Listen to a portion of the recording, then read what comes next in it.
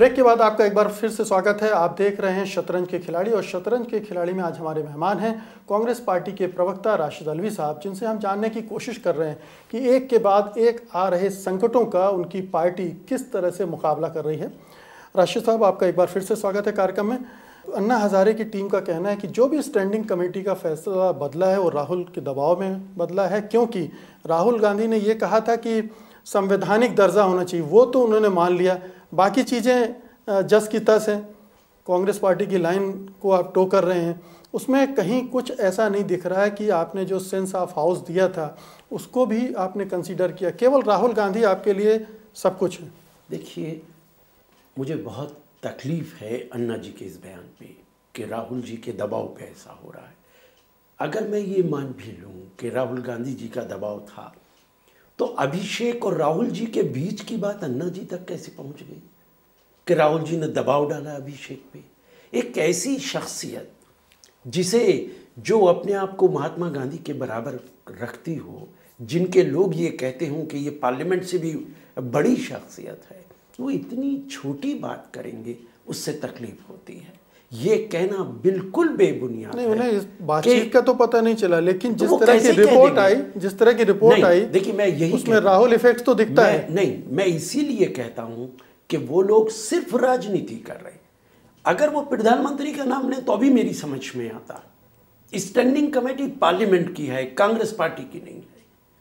लेकिन वो लगातार या तो सोनिया जी पर अटैक करते हैं या राहुल जी पर अटैक करते हैं। ये बात आपने भी देखी हो। हाँ, लेकिन राशिद जी, लोग तो यही मानते हैं कि ये सरकार जो है वो सोनिया गांधी और राहुल गांधी के निर्देशों पे चलती है। सोनिया राहुल जो तय करते हैं उसको वो सरकार उस लाइन को फॉलो करती है।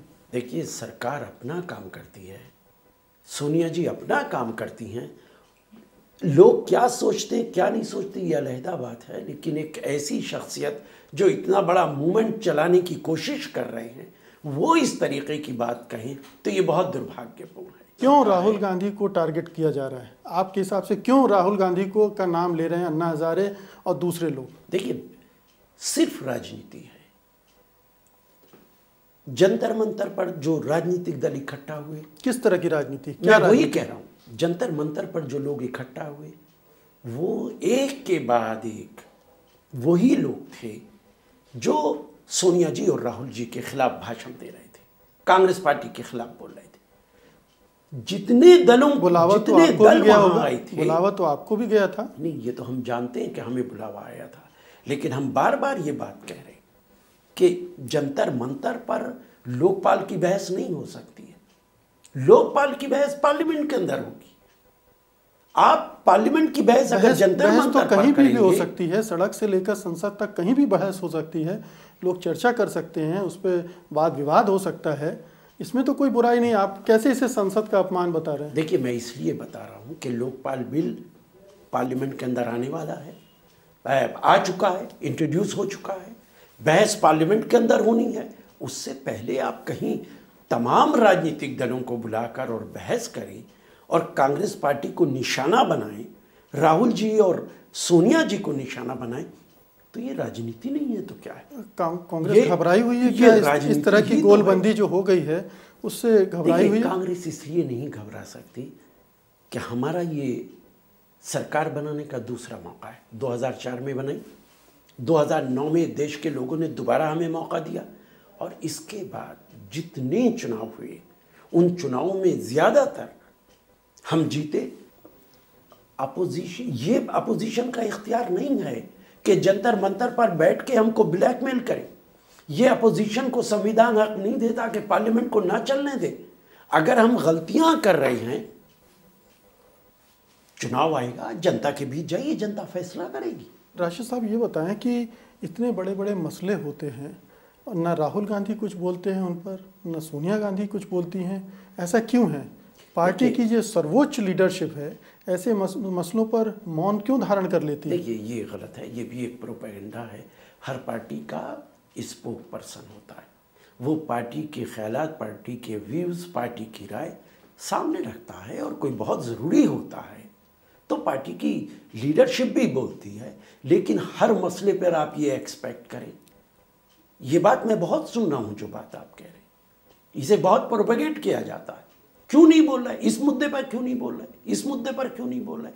देखिए, लीडरशिप को बहुत काम करने होते हैं, बहुत सारे मुद्दों पर वो बोलते हैं, लेकिन हर पार्टी के अंदर स्पोक पर्सन्स होते हैं पार्टी को रिप्रेजेंट करने के लिए। ये इस मुद्दे को मैं ऐसा नहीं मानता कि जो बहुत मेरी बातचीत में आपने मेरा एक मोहरा मार लिया, कोई बात नहीं, मैं देखता हूँ। आपका ध्यान उधर तो उधर मेरा जाता ध्यान है और आपकी कांग्रेस तरफ का ज्यादा नुकसान चला चलिए। जाता है। नहीं, मैं होने नहीं दूंगा, आप बेफिक्र कर रही हैं। प्रधानमंत्री पद के दावेदार आप बताते हैं राहुल गांधी को भावी प्रधानमंत्री के रूप में पेश करते हैं और मुख्य मुद्दों पर वो चुप रहे, क्या ये ठीक है? देखिए, राहुल जी ने लोकपाल पे अपनी राय दी, बस संसद में एक पर्चा लिखा हुआ पढ़ गए, उसके बाद कहीं कुछ नहीं बोले वो। नहीं तो उन्होंने कहा लोकपाल पे उन्होंने राय दी। अब ये तो खुदरा व्यापार पे कुछ नहीं बोले वो कि हर रोज वो इन बातों पर अपनी राय दे। देखिए, यही तो गलती है कि आप ये कहें कि इस मुद्दे पर नहीं बोले, आप कहें कि इस मुद्दे पर इतने बड़े बड़े मुद्दे हैं, मैं छोटे मुद्दों की बात नहीं कर रहा हूँ जहाँ सरकार मुश्किल में फंसी है। मुकेश जी, इसका इख्तियार आपको नहीं है कि ये बड़ा मुद्दा है और इस पे कौन जवाब देगा। इस पे पार्टी की तरफ से स्पोक पर्सन्स बोलते हैं। अब आपकी पार्टी के नेता कह रहे हैं कि विपक्ष को राहुल फोबिया हो गया है। आपके पार्टी के नेता बोल रहे हैं कि विपक्ष को राहुल फोबिया हो गया है, अन्ना को राहुल फोबिया हो गया है। देखिए, ये भी एक बात किसी हद तक सही है, और आपने भी ये बात देखी होगी कि उत्तर प्रदेश की राजनीति के अंदर Bharatiya Janata party, Samajwadi party, BSP को बुरा भला कहते हैं, उन पे अटैक करते हैं, लेकिन जहां राहुल जी खड़े हो जाते, नोएडा के अंदर किसानों के मूवमेंट में राहुल जी पहुंच गए, सारे राजनीतिक दल बीएसपी को भूल जाते, राहुल गांधी के खिलाफ खड़े हो जाते। तो ये सही है, राहुल गांधी एक ऐसी शख्सियत हैं कि जिनसे राजनीतिक दलों को डर लगता है, और अन्ना जी जो बार बार उन पे अटैक करते हैं, इसीलिए मैं कहता हूं कि वो राजनीति करते हैं। क्या राजनीति करते हैं? क्या आपकी पार्टी की वो सबसे कमज़ोर नब्ज़ हैं, उसे वो दबा रहे हैं? वो सबसे ताकतवर शख्सियत है। किसी राजनीतिक दल के पास राहुल गांधी का नेमुल बदल नहीं है, अल्टरनेटिव लीडरशिप नहीं है। आज देश का यूथ खास तौर से उनकी तरफ देख रहा है। क्या राजनीति है?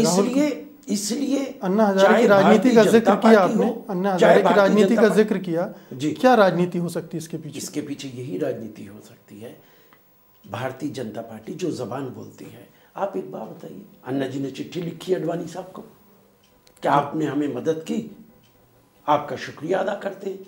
आरएसएस के चीफ ने कहा कि हम अन्ना जी के साथ खड़े हैं। तो ये सारे लोग एक साथ मिलकर अगर राजनीति नहीं कर रहे तो क्या कर रहे हैं? लोकपाल पे तो राजनीति में बुरा क्या है? कोई बुरा नहीं, लेकिन कहिए कि हाँ हम राजनीति कर रहे हैं। अब तो स्वीकारने कहिए कि हम राजनीति कर रहे हैं। और मेरा यह भी कहना है कि किसी भी तरीके का लोकपाल हम पार्लियामेंट में ले आएंगे, उसकी मुखालफत होगी, चूंकि मुखालफत करना तय कर लिया है कि हम मुखालफत करेंगे।